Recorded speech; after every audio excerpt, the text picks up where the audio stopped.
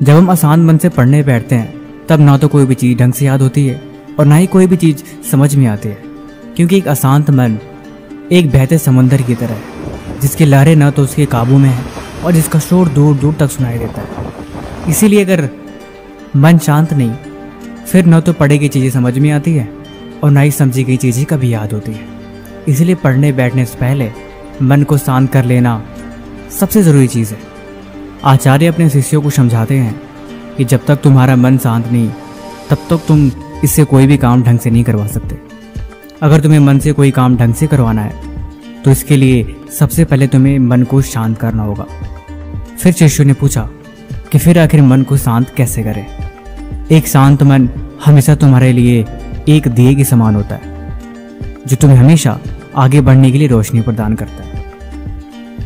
जब तुम्हारे दिमाग में बहुत सारे थॉट्स चल रहे होते हैं, उस टाइम पे जब तुम पढ़ने बैठोगे तब ना तो तुम सही से पढ़ाई कर सकते हो और ना ही पढ़ी गई चीज़ों को याद कर सकते हो।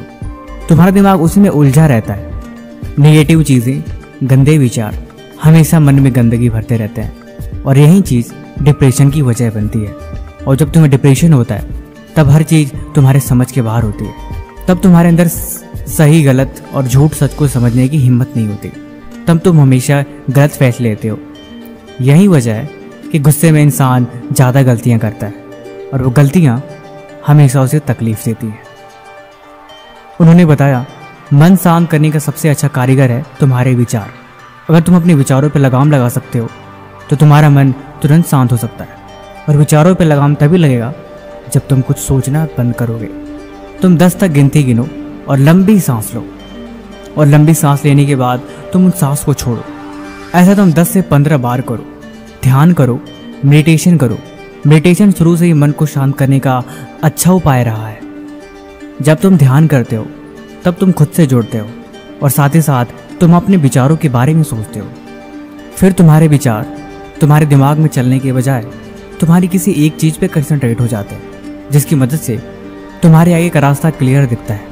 तब तुम सच को जानते हो। ध्यान, योगा, मेडिटेशन, एक्सरसाइज, अगर इन सारी चीज़ों की तुम्हें नियमित आदत बन जाए तो तुम एक अच्छा दिनचर्या निभा सकते हो और जो हर रूप से तुम्हारी ज़िंदगी को बेहतर बनाने में तुम्हारी मदद करेंगी। ये सब अच्छी आदतें हैं, इसीलिए इसकी तुम आदत डालो। तुम एक दिन खुद देखोगे कि ये बदलाव तुम्हारी ज़िंदगी के बदलाव हैं और ये हमेशा तुम्हारे लिए अच्छे ही साबित होंगे।